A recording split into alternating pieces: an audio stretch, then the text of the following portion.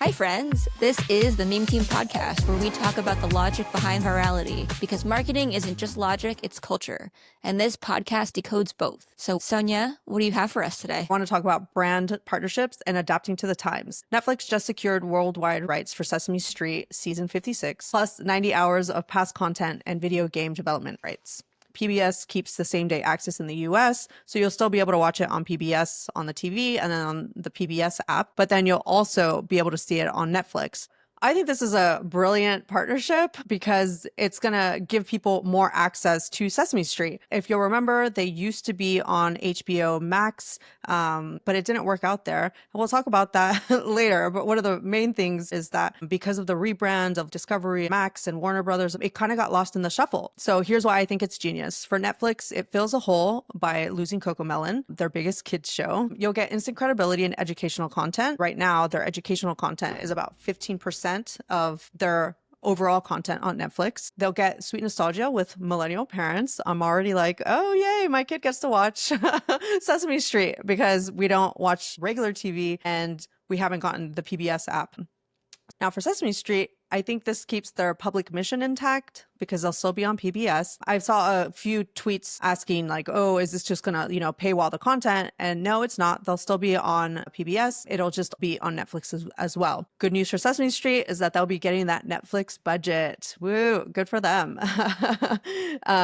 So they'll be escaping the Discovery mess at Max, which obviously kind of reduced how many people were watching them, and they'll stay relevant for the next generation of viewers. I think it's actually wild how much their needs align here. Sesame Street needs stability after the whole Max drama, and Netflix needs that tentpole kids show that parents actually trust. So the fact that we're seeing this hybrid model of the public-private, I think is particularly clever because it means that Sesame Street will be able to kind of keep that educational and social mission that they've had their whole run, and Netflix will be able to handle more of the commercial global side. So they're basically getting paid to expand their reach while keeping their core values intact. That's awesome. And definitely a win for cord cutters, right? For anybody who doesn't have a TV, I know PBS is free, but not everyone thinks of like, oh, let me get the app.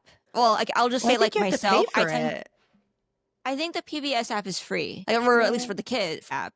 Oh, interesting. Well, no, because we had to pay for it because my kid started watching Reading Rainbow, and maybe that's because it was like the older content. So maybe that's why. I think this will also make it easier for her to watch it because having to watch TV, right? It's like you have to watch it at the set time, and that's like when it plays every day, and I just don't remember that. So sometimes we'll let her watch Bluey because it's available on the Disney app.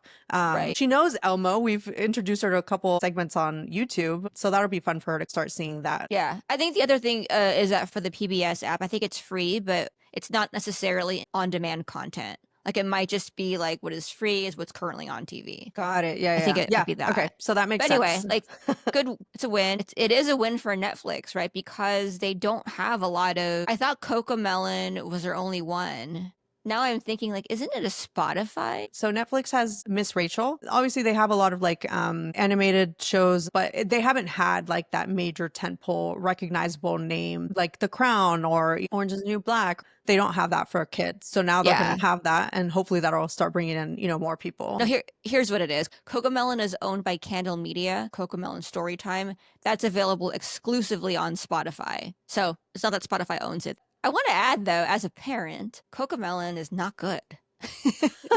Right? They've done studies that show how bad they are for kids. I'm not trying to shame any parent. It isn't that. I think there are literal studies that show that one, CoComelon, the show, it's created specifically to keep kids addicted to the screen. Like that's why they have all the cutaways, because it grabs kids' attention again. You can Google this article. There was a deep dive article that I read on it. It was basically a test that they did.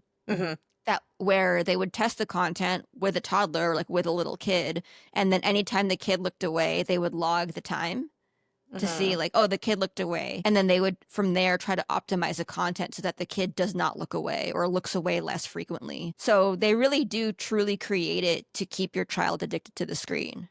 Yeah, definitely. And I mean, Yeah. that's a growing concern for a lot of parents, right? Is like, how are you getting your kids to not be addicted? So that's another thing to call out is they're going to do a format innovation. So they'll have an 11-minute story format for like the larger overarching story, and then include Tales from 1, 2, 3, which is an animated segment. So they'll be doing that in order to kind of match kids' attention spans, right? That was one of the concerns of the previous Sesame Street is that it would take too long and the kids wouldn't be paying attention. And so what they're trying to do now is to make shorter stories so that the kids can watch and be entertained a little bit more. Like Bluey is famously like 8 to 10 minutes. And so that's probably another reason why they're thinking of doing this, where it's like, you have to adapt, right? You don't want to continue being part of the past and have it not be where kids are at. Kids do have shorter attention spans, but you do want to keep them entertained and you do want them to continue learning. You have to kind of adapt to keep them coming back for more. Yeah, that's a great call out. And I think especially with Bluey, it's an example of a show that is pretty beloved by parents as well. And it is short episodes to your point, but it's not quick cutaway. It's just shorter stories, just shorter episodes. They teach nice lessons too, of course. Yeah, And exactly. then yeah, yeah. And Sesame Street, I mean, I'm excited too. I watched it as a little kid. Hmm. There is, the magic of Elmo, right? In that any Yeah, little he's kid still who super sees Elmo, popular. so popular. And like little kids, when they see Elmo, they're just like, oh, I like him. I love Yeah. him. It's Yeah, my great. kid loves him. She Yeah. that's the only one she recognizes from Sesame Street. And we've had her watch some of the other segments and she's like, "No, bring Elmo back." So, Elmo's still got that power. So I think a few call outs is how do you evolve without alienating your core audience? And I think this is a perfect way of doing that, right? We have a lot of fans that are on Netflix. They like Netflix. It's kind of the default streaming channel right now. So the fact that Sesame Street was able to not only get this public-private partnership, but also maintain their creative rights in order to create the content they want is super cool for them. So that's a huge reason why I think that this is going to work for both of them. You got to start thinking about what you can do to adapt. And if that means partnering with a private business, I think you have to be open to that. But they definitely have to do a little bit better in how they're announcing it because there seems to be a lot of confusion from people about it being paywalled behind the Netflix subscription, which you don't want to have, right? And then the format evolution, the fact that they're able to adapt their content structure for modern attention spans. It's good that they're taking lessons learned for how long kids can actually pay attention to content and then adapting the content to work for them in that way. Totally. Modern attention spans and also modern sensibilities. Because now you can imagine if you're at the doctor's office with your child in the waiting room, then it could make sense to pull up a 4, 5, 6 minute Sesame Street video on your phone. If you have a kindergartner or a first grader who you're working with on homework, it could make sense to find a short Sesame Street video that addresses some lesson that they're learning in school. I'll look forward to seeing how this opens up accessibility in a different way, like with respect to modern times. Yeah, not to continue harping on Bluey, but right now it is the show that my kid watches the most. It's created this like language that like we can speak to her about like, oh, remember when Bluey did this? And she's able to relate an educational thing or just a nice wholesome lesson about kindness, how we treat people and like, how to do things or like how to play by yourself because it shows up on the show. And because it's only about 8 minutes, we can like just be like, okay, you can watch like one and then it's like 8 minutes and the activity is over. It doesn't have to be an entire 1 hour episode the way old school Sesame Street used to be. Yeah, totally. Love it. All right, next up, we have Silicon Valley's latest invention, Uber's bus, but it's not a bus. I think this will be kind of funny to talk about because when I first heard of this announcement last week, I was seeing a couple of viral takes about, oh my gosh, of course, leave it to Silicon Valley to reinvent the bus, or like, oh, look, Uber invented the bus. Good for them. But first thing of note is it's not really a bus. It's called route share, and it is a way to offer daily commuters a predictable commute in their schedule with predictable fare that they also share with up to two other people. 3 people. Up to three people. So it's not really a bus, it's a car, right? It's like a regular Uber. However, it is split amongst three people. Obviously, the fare is cheaper. It can be up to half the cost of a regular Uber X ride. There are scheduled times. It's something like every 20 minutes. And so I think it's just really funny that a lot of people glommed onto that idea of this is so ridiculous. It's a bus, but it's not a bus. I think it shows two interesting things here. One, Uber's lack of clarity or not being clear enough on what it is, right? Because it's not a bus. But then also, if people are really asking for this and it helps people, then that's cool. I was ready to hate on this harder. I used to live in San Francisco, and it felt like, depending on where you lived or where you were commuting to, it doesn't always make sense to take the Muni. But also taking an Uber everywhere is obviously expensive, right? I don't know if it'll work well in San Francisco, because that is one of the markets that route share is launching in. The markets will be New York City, San Francisco, Chicago, Philadelphia, Dallas, Boston, and Baltimore, obviously with more cities to come. I was actually excited about it launching in Los Angeles because public transportation here is, I wouldn't say that it's bad, it's just that it's tough, right? LA is such a spread out city. It's really hard to meet a lot of people's accommodations. Yeah, I thought that it was going to be like a shuttle. And I'm like, oh, okay, well, we already have shuttle buses to Google Campus and Facebook. So that's a very clear use case for it. So when I read more about it and it was just a car, I was just like, okay, but didn't they have Uber Pool? Like, why didn't they just bring that back? Because that was super popular and people really like that. I think that's kind of where it missed its positioning. They could have called it Uber Pool shared route, where you're still placing the thing to something that people already know. So there would have been less confusion about it being a bus. And it's like, no, it's an Uber Pool just with, direct routes. Because yeah, when I lived in San Francisco, I used to take the bus from the marina all the way down to FiDi.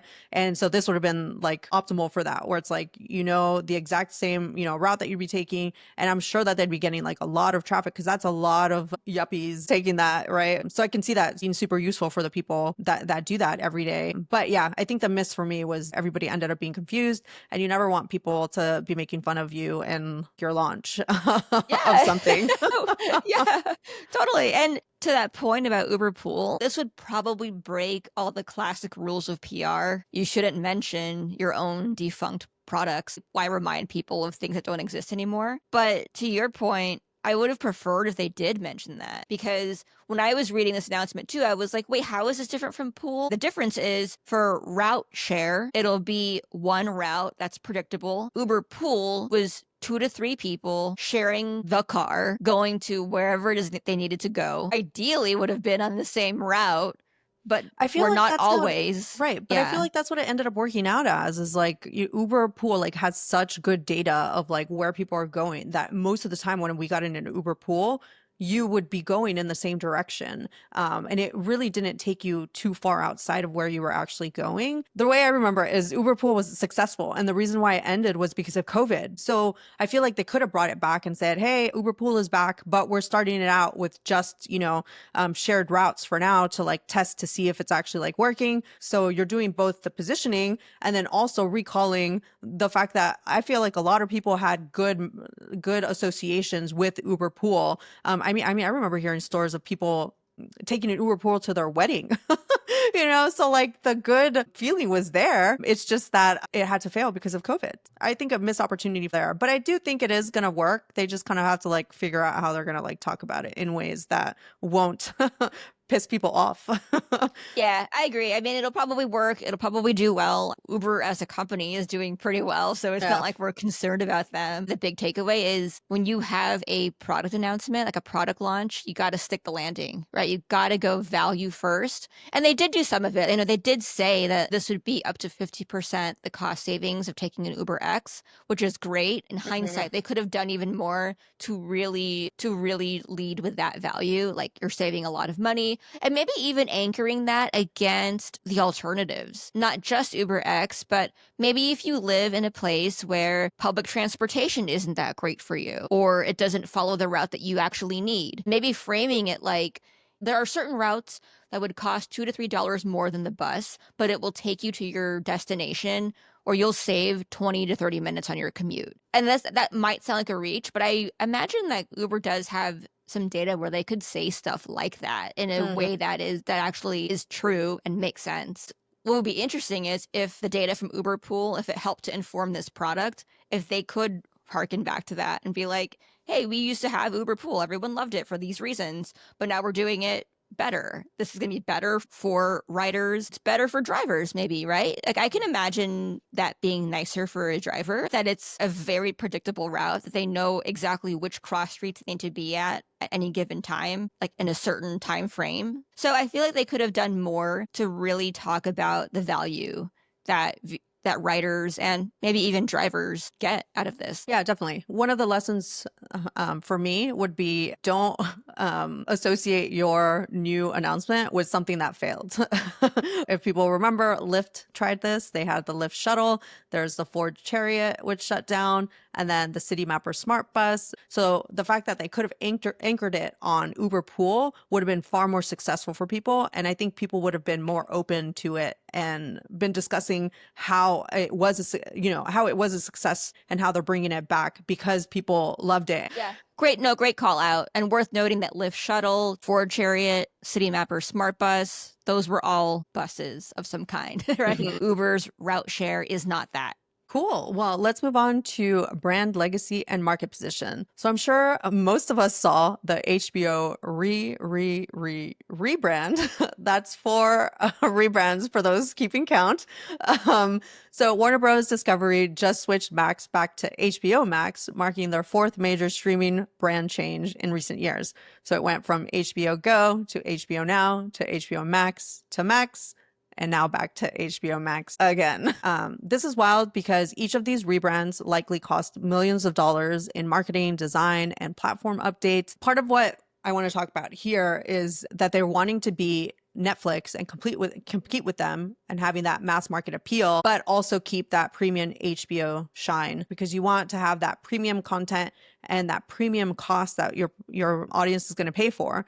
And they kind of lost that by trying to combine it with all the Discovery shows. I think they played themselves. The HBO brand came with that premium reputation with shows like Succession and House of the Dragon and Sex and the City and all that. And then you're now pairing it with Discovery shows like Dr. Pimple Popper and Guy Fieri, which, if you really think about it, are two different types of audiences, and those audiences are willing to pay different amounts for each of those.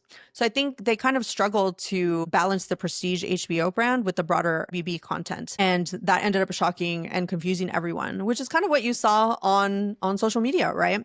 And there was also the idea of it being a corporate strategy that went wrong because the new CEO wanted to change the name. Now that he's leaving, it's going to change back. So it's kind of being seen as ego-driven rebranding versus a strategic necessity that ended up confusing everybody and lowering the HBO brand.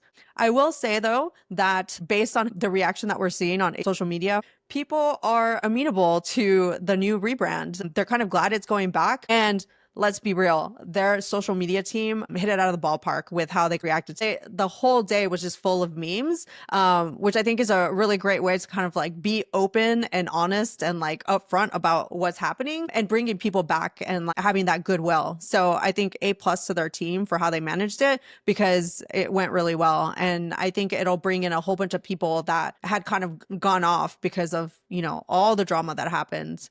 What do you think, Amanda? Did you see those tweets? Yeah, it's funny when I first saw those tweets, I thought that was other people saying it. So when I, quickly saw that it was HBO, making fun of themselves a little bit. Yeah. I liked it a lot. I thought it was a great way to actually own it in a way that is funny. People love HBO shows, so there obviously is a lot of goodwill, but it was a really funny, like, playful way to own it, and good for them for doing it, because at least they were savvy enough to know that people are going to make these jokes. Like, they know people are going to do that, and so they recognize, like, why shouldn't we be part of it? And totally. Yeah, no, honestly, I think that the same thing happened to me, where I was like surprised that it was like the actual HBO channel tweeting that. I thought that, people were making fun of them and coming up with the memes. So it really goes to show that not only is their social team really good at like being on top of like memes and like the cultural touch point, but that their leadership okayed that and like actually let them go forward with it, because it could have been that they didn't take advantage of that and the best jokes would have been coming from somebody else, but instead they came from their own team and got them more attention because they, jumped on that, they owned it, and they were really funny, right? Like everybody loves to kind of like laugh at something that like is kind of stupid.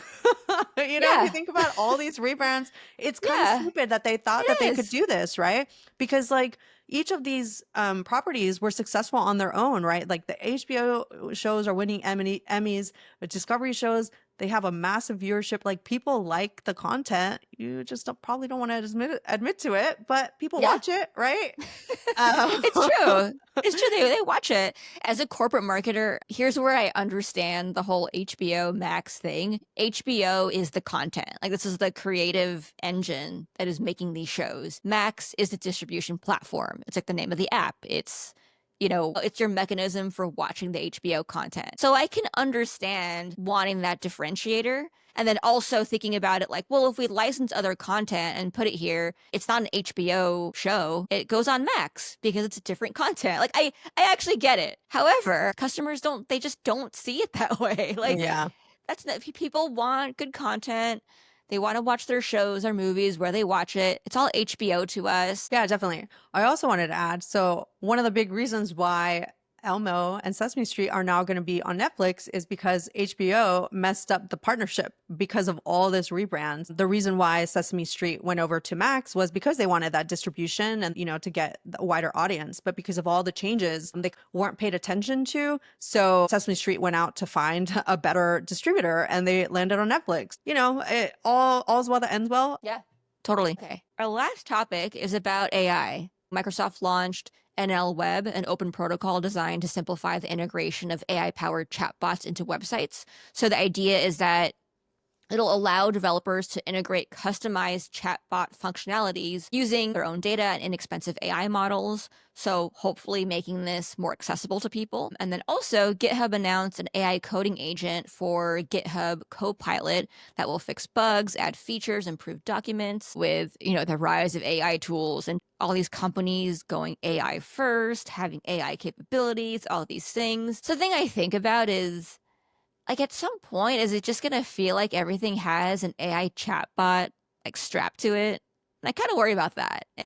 Do most people even know what that means? Are brands using this in a way that's responsible or ethical or in a way that actually does truly serve customers? Or are they just trying to be the next hot thing? I don't want to mention any companies because that would suck, but I just mean like there are new tools that like I know have launched like this week or last week that I'll get kind of excited about where I'm like, oh, I'll check it out. But then I'll start using it and then I'll be like, well, why would I not just do this in Chat GPT myself? Why would I not run this in Claude? Why would I not just save this in a Lex document? Like those are tools that I already kind of have in my arsenal, and I'm having a hard time understanding why I would use certain new tools when they feel like subpar versions of those things. Do you feel like this at all? Like as a Well, so user? what do they mean by chatbots here? I don't know. So I don't use GitHub. I don't code, right? So the other thing is, do a lot of developers who have been using AI, do they just already have their own agents already? That's a question I have. And that's like, I don't think that's one that we can answer today, but that's one consideration. Yeah, so I guess for me, the main chatbot that I use is within Lex, because a lot of the documents that I'm creating, I'm, creating there. So I've created prompts for like the things I'm going to do over and over again. So let's say like coming up with the outline for this podcast, right? I'll enter in like the topic and then give it, articles to look at and then tell it, hey, summarize this and give me, a few lessons learned and like what sorts of marketing topics is this covering? And then it'll give me a basic, and then I'll go back and forth with like the chat asking it like, hey, give me more research on this, or like, what about this? What does this mean? And then so I'll be talking to it within Lex because it's taken over the way that I do my research in like Google. So it is able to refer back to like the things that I talked about and then keep it within topic. That's been like the biggest thing for me. That's similar to how it works in ChatGPT and Perplexity, which I used for other non-work tasks. But I don't know that I would go into these other programs and like do it there. I know that adoption of AI tools is still pretty low relative to the general population. Like, in marketing and in tech, people are using them, obviously, but Mhm. I think in the broader population, not as much. The total market share of all these AI tools, ChatGPT, Claude, Perplexity, Gemini, it's still less than 2%.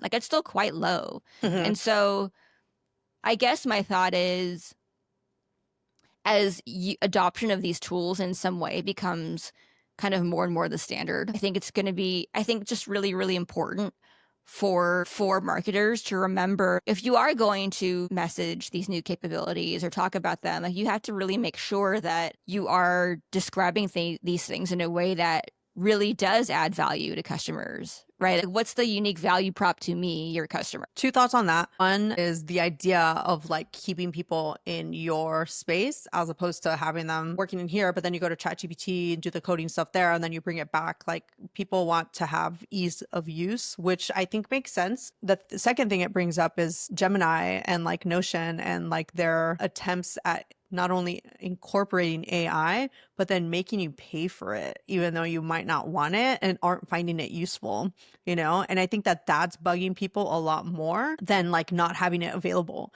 Because why are you making me pay for Gemini when A, it's not that good, and B, I'm not even using it. And until it's actually good, maybe you shouldn't be charging your users because they're less inclined to want to use it than if you just gave it to them for free. And then we see how you're using it and improve on it then. But AI is expensive for these companies, so they don't want to like, you know, give it to everybody. But if not everyone's using it, then like, why are the costs going up anyway? Because if you're saying only 2% of the population uses it, I mean, there's got to be way less of the people using Gemini for for that, You're you right, yeah, know? because like you know, of all the tools, it is Chat GPT that is the most commonly used among them, but still a Right, small market exactly. share. Yeah. So, yeah, leadership kind of has to like think about that. Again, people don't want to be don't want to have Bono shoved down their throats. And they don't want to have your AI shoved down their throats either, you know? By the Like way, I saw your tweet. It was I think it was yesterday. You said that you pointed out that the Bono documentary will come it's preloaded getting or yeah, preloaded into the Apple TV yeah, not just Apple Vision section. Pro, right? Apple No, it's TV in everybody. Yeah, general and yeah, everybody. So like, don't worry, everyone. You listener listening to this, you get one too. Yes, Everybody gets it. exactly. So I definitely think that that's something that, you know, companies need to do. And Yeah. then for marketers, you need to tell me how this is going to make my life better. Otherwise, Yep. you're just giving me more things that I'm not using, but charging me for it. Customers are becoming more discerning, and because we have more options than ever, people want to be able to make those choices themselves. And if you're not showing me why your product is better than everything else that's on the market, why would I continue using your product? Yeah. On that note, so I use Notion. I'm a paying Notion Mm. user. I use it for all my note taking, taking notes in meetings, on the books I read. I use it to draft like journal entries, content, whatever. When they first launched their AI stuff, I found it so frustrating because anytime you would like create a new Notion doc, you would type in like the file name or whatever the title, and then you would go to the body of your note, and it would immediately give you the AI thingy thing, which was like, what do you want to do with AI? And it drove me crazy because I was like, I just want to write my note. This is my notebook. I'm not here for the AI. And I found it so frustrating that I wrote into their customer support and I was like, hi, can you please take this out of my account? And they were like, what do you mean? They're like, do you mean turn it off? Like, you want it, right? And I'm like, no, please disable it on my end because I do not need this. I do not want it. It does not solve any problems for me. And they did. To their credit, they did. Wow. But I Hey, I didn't know haven't, that you could do that. yeah, but I have, and this was a long time ago, so over a year ago. And so I haven't used their AI capabilities since. I use other AI tools, but not in Notion because I'm like, leave me alone. Yeah. This is my scratch pad. Like, stop it. That's interesting. Yeah. I think for me, I use Lex for all that. And I've slowly started incorporating it more and more into like my workflow and like what I do for like clients or for the podcast and stuff, because they just made it so that you could search the web as part of like one of the newer releases. Because if you'll remember, ChatGPT wasn't plugged into the web for like a while. So it's like things would only work up until 2023, I think.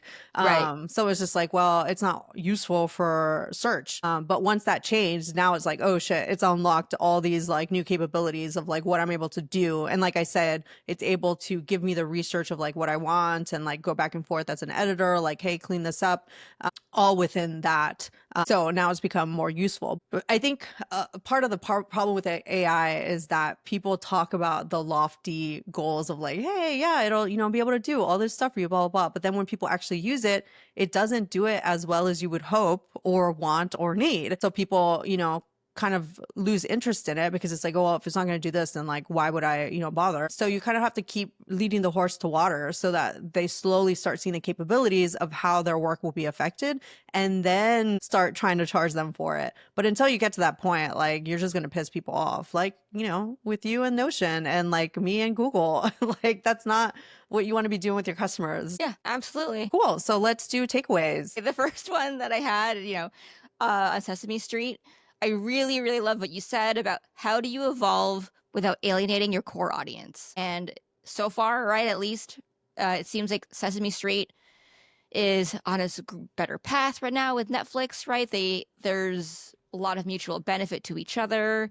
And it'll be interesting to see where this goes from here. Yeah, definitely. I think as a follow up to last week's conversation about partnering and like brand relationships, this partnership actually makes a lot of sense for me. Sesame Street wants a distributor that'll get them in front of more kids, and then Netflix wants to have that kids content that they lost after losing Coco Melon. So this is a huge win for both sides. Those are the things that you should be thinking about when you're going to co-brand with another company. How does it affect both of your companies, and put that into like a good light? One thing though that they could learn is to make sure that both of them are saying that you're not losing the educational content on PBS, and that it's not going to be paywalled behind a Netflix subscription, because I think that was kind of a miss there on social media, just based on how people are reacting. Yeah, agree. The second one on Uber's route share, really, really make sure that you are leading with the value to your customers, why it's good for them, why they should care, how it benefits them, especially when you're playing in industries that have disrupted other sectors, sometimes for bad. On one hand, it's great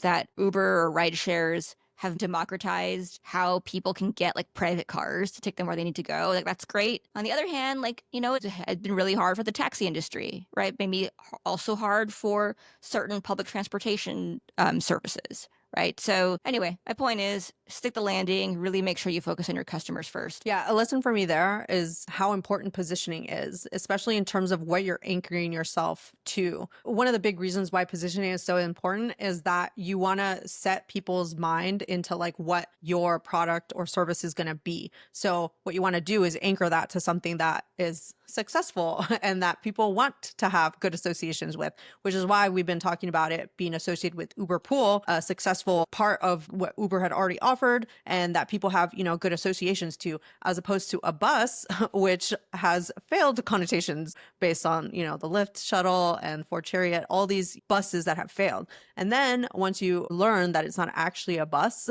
it makes it even worse that this came out as being associated to a bus and not Uber Pool, which is essentially what it is, just with the same route that's being shared. In terms of the HBO rebrand, one of the things that is super important here is making sure that you're not ruining your brand equity in order to associate it with another brand that you're, partnering with or, merging, as was the case here. There was no reason to lose all of the HBO brand equity, and especially if you're trying to charge premium pricing. So I think part of the thing there was that the brand expectation for HBO and for Discovery are completely different. And maybe you don't want to like bring that together all the time. I think in people's minds, there is that very obvious separation. So I think just knowing that your consumer is smart and understands what's happening and not treating them like they're dumb is something that, would have worked here a lot. Yeah.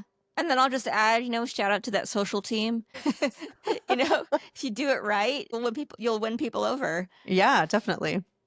And the last one, AI capabilities are slowly or quickly maybe becoming table stakes in a lot of different kinds of businesses. So if you are a brand using AI to improve your product, make sure it's actually improving your product and make sure that your customers understand how it's improving your product. Yeah.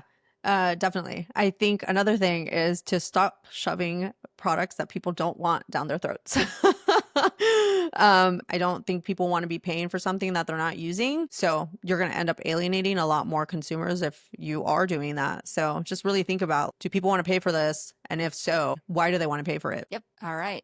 This has been the Meme Team podcast, friends. If you loved it, which you did, leave us a Yeah. 5-star review on Apple Podcasts. If you hated it, send me hate mail. Don't worry, I read every one. You can find me on LinkedIn, Twitter, Threads, Instagram at Amanda Nat. And I'm at Sonia Baschez on all those channels as well. Please give us reviews, you guys. Good ones only, just the good ones. Yeah, just the good ones. All right, see you next week. See ya. Bye.